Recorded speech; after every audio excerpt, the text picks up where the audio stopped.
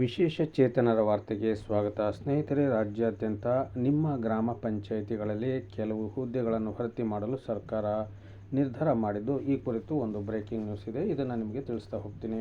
ನಮ್ಮ ಚಾನಲ್ ವಿಶೇಷ ಚೇತನರ ವಾರ್ತೆ ಪ್ರಥಮ ಬಾರಿ ವೀಕ್ಷಣೆ ಮಾಡ್ತಾ ಇದ್ದರೆ ಚಾನಲನ್ನು ಸಬ್ಸ್ಕ್ರೈಬ್ ಮಾಡಿಕೊಂಡು ವಿಡಿಯೋವನ್ನು ಲೈಕ್ ಮಾಡಿ. ಪ್ರತಿದಿನ ವಿಶೇಷ ಚೇತನರ ವಾರ್ತೆಯನ್ನು ತಪ್ಪದೇ ವೀಕ್ಷಿಸಿ. ಬನ್ನಿ, ಸಂಪೂರ್ಣ ಮಾಹಿತಿಯನ್ನು ನಿಮಗೆ ತಿಳಿಸ್ತಾ ಹೋಗ್ತೀನಿ. ಸ್ನೇಹಿತರೆ, ಯಾರೆಲ್ಲ ವಿದ್ಯಾಭ್ಯಾಸ ಮುಗಿಸಿ ಕೆಲಸಕ್ಕಾಗಿ ಜಾತಕ ಪಕ್ಷಿಯಂತೆ ಕಾಯ್ತಾ ಇದ್ದೀರಾ, ಅವರಿಗೊಂದು ಸಿಹಿ ಸುದ್ದಿ ಅಂತಲೇ ಹೇಳ್ಬೋದು. ಸ್ನೇಹಿತರೆ, ರಾಜ್ಯದ ನಿರುದ್ಯೋಗ ಯುವಕ ಯುವತಿಯರಿಗೆ ಕರ್ನಾಟಕ ಸರ್ಕಾರವು ಭರ್ಜರಿ ಸಿಹಿ ಸುದ್ದಿಯೊಂದನ್ನು ನೀಡಿದೆ. ಕಂದಾಯ ಇಲಾಖೆಯ ವಿವಿಧ ಜಿಲ್ಲೆಗಳಲ್ಲಿ ಖಾಲಿ ಇರುವ ಒಟ್ಟು 505 ಗ್ರೂಪ್ ಸಿ ವೃಂದದ ಗ್ರಾಮ ಆಡಳಿತ ಅಧಿಕಾರಿ ಹುದ್ದೆಗಳ ನೇರ ನೇಮಕಾತಿಗಾಗಿ ಕರ್ನಾಟಕ ಪರೀಕ್ಷಾ ಪ್ರಾಧಿಕಾರ ಅಧಿಕೃತ ಅಧಿಸೂಚನೆ ಹೊರಡಿಸಿದೆ. ಅರ್ಹ ಹಾಗೂ ಆಸಕ್ತ ವಿದ್ಯಾರ್ಥಿಗಳಿಂದ ಆನ್ಲೈನ್ ಮೂಲಕ ಅರ್ಜಿಗಳನ್ನು ಆಹ್ವಾನಿಸಲಾಗಿದೆ. ಸ್ಪರ್ಧಾತ್ಮಕ ಪರೀಕ್ಷೆಯ ಮೂಲಕ ಈ ಹುದ್ದೆಗಳಿಗೆ ಅರ್ಹ ಅಭ್ಯರ್ಥಿಗಳನ್ನು ಆಯ್ಕೆ ಮಾಡಲಾಗುವುದು ಎಂದು ಕೆಇಇ ಪ್ರಕಟಣೆಯಲ್ಲಿ ತಿಳಿಸಿದೆ.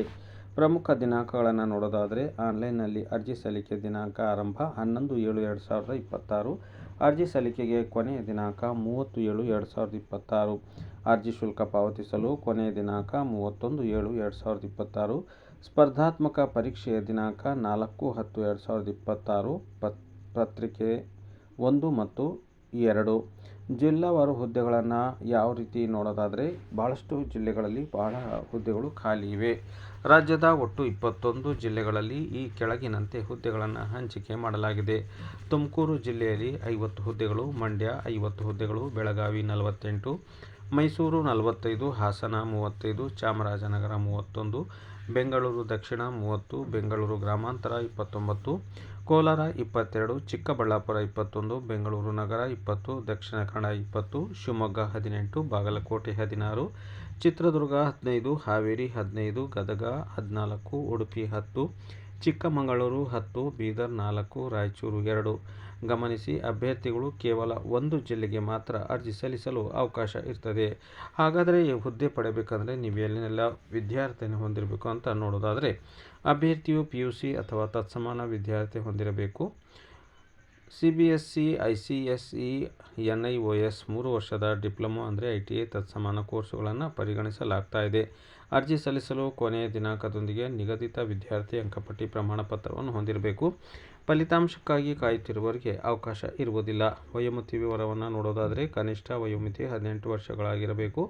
ಗರಿಷ್ಠ ವಯೋಮಿತಿ 5 ವರ್ಷಗಳ ಸಡಿಲಿಕೆಯನ್ನು ಅಳವಡಿಸಿಕೊಂಡ ನಂತರ ಸಾಮಾನ್ಯ ಅರ್ಹತೆ ಜನರಲ್ ಅವರಿಗೆ 40 ವರ್ಷ, ಪ್ರವರ್ಗ 2A 2B 3A 3B 43 ವರ್ಷಗಳು ಅಂದರೆ 43 ವರ್ಷಗಳು, SC/ST ಪ್ರವರ್ಗ 1ಕ್ಕೆ 1.45 ವರ್ಷಗಳು ಅಂದರೆ ಮಾಜಿ ಸೈನಿಕರು, ವಿಶೇಷ ಚೇತನರು ಹಾಗೂ ವಿಧಿವೆಯರಿಗೆ ನಿಯಮಾನುಸಾರ ಹೆಚ್ಚುವರಿ ವಯೋಮಿತಿ ಸಡಿಲಿಕೆ ಇರಲಿದೆ. ವೇತನ ಶ್ರೇಣಿಯನ್ನು ನೋಡೋದಾದರೆ, ಆಯ್ಕೆಯಾದ ಅಭ್ಯರ್ಥಿಗಳಿಗೆ 2 ವರ್ಷಗಳ ಪ್ರೊಬೇಷನರಿ ಅವಧಿ ಇರಲಿದ್ದು, ರು. 34,100 ರೂಪಾಯಿಯಿಂದ ರು. 67,600 ವರೆಗೆ ವೇತನ ಶ್ರೇಣಿ ಇರಲಿದೆ. NPSC ಪೆನ್ಷನ್ ಕೂಡ ಸೌಲಭ್ಯ ಕೂಡ ಲಭ್ಯವಿರುತ್ತದೆ. ಅರ್ಜಿ ಶುಲ್ಕ ಸಾಮಾನ್ಯ ಅರ್ಹತೆ ಮತ್ತು ಇತರ ಹಿಂದುಳಿದ ವರ್ಗಗಳ ಅಭ್ಯರ್ಥಿಗಳಿಗೆ 2A 2B 3A 3B ಅವರಿಗೆ 750 ರೂಪಾಯಿ, SC/ST ಪ್ರವರ್ಗ 1 ಮಾಜಿ ಸೈನಿಕರು, ತೃತೀಯ ಲಿಂಗಿಗಳಿಗೆ ರು. 500 ರೂಪಾಯಿ, ವಿಶೇಷ ಚೇತನ ಅಭ್ಯರ್ಥಿಗಳಿಗೆ 250 ರೂಪಾಯಿ. ಪರೀಕ್ಷಾ ವಿಧಾನ ಪಠ್ಯಕ್ರಮ ಸ್ಪರ್ಧಾತ್ಮಕ ಪರೀಕ್ಷೆ ಆಫ್ಲೈನ್ MOR ಮಾದರಿಯಲ್ಲಿ ನಡೆಯಲಿದ್ದು, ಪ್ರತಿ ತಪ್ಪು ಉತ್ತರಕ್ಕೆ 0.25 ನೆಗೆಟಿವ್ ಅಂಕಗಳನ್ನು ಮೌಲ್ಯಮಾಪನ ಇರಲಿದೆ. ಕನ್ನಡ ಭಾಷೆ ಕಡ್ಡಾಯವಾಗಿರ್ತದೆ. ಕನ್ನಡ ಭಾಷೆ ಪರೀಕ್ಷೆಯಲ್ಲಿ ಕನಿಷ್ಠ 50 ಅಂಕಗಳನ್ನು ಗಳಿಸುವುದು ಕಡ್ಡಾಯ. ಪತ್ರಿಕೆ 1 100 ಅಂಕಗಳು 2 ಗಂಟೆಗಳಿಗೆ ಇರ್ತದೆ. ಸಾಮಾನ್ಯ ಜ್ಞಾನ, ದೈನಂದಿನ ಗ್ರಹಿಕೆ, ಸಂವಿಧಾನ, ಇತಿಹಾಸ, ಭೂಗೋಳ, ಗ್ರಾಮೀಣಾಭಿವೃದ್ಧಿ ಮತ್ತು ಪಂಚಾಯತ್ ರಾಜ್ ಸಂಸ್ಥೆಗಳ ಕುರಿತು ವಿಷಯಗಳಿರ್ತವೆ. ಪತ್ರಿಕೆ 2 100 ಅಂಕಗಳು 2 ಗಂಟೆ ಪರೀಕ್ಷೆ ಇರ್ತದೆ. ಸಾಮಾನ್ಯ ಕನ್ನಡ, ಸಾಮಾನ್ಯ ಇಂಗ್ಲಿಷ್ ಮತ್ತು ಕಂಪ್ಯೂಟರ್ ಜ್ಞಾನ. ಅರ್ಹ ಅಭ್ಯರ್ಥಿಗಳು ಹೆಚ್ಚಿನ ವಿವರಗಳಿಗಾಗಿ ಹಾಗೂ ಅರ್ಜಿ ಸಲ್ಲಿಸಲು ಪ್ರಾಧಿಕಾರದ ಅಧಿಕೃತ ವೆಬ್ಸೈಟ್ cetonline.karnataka.gov.in.ke ಗೆ ಭೇಟಿ ನೀಡಬಹುದು ಎಂದು ಅಧಿಕೃತ ಪ್ರಕಟಣೆಯು ತಿಳಿಸಿದೆ.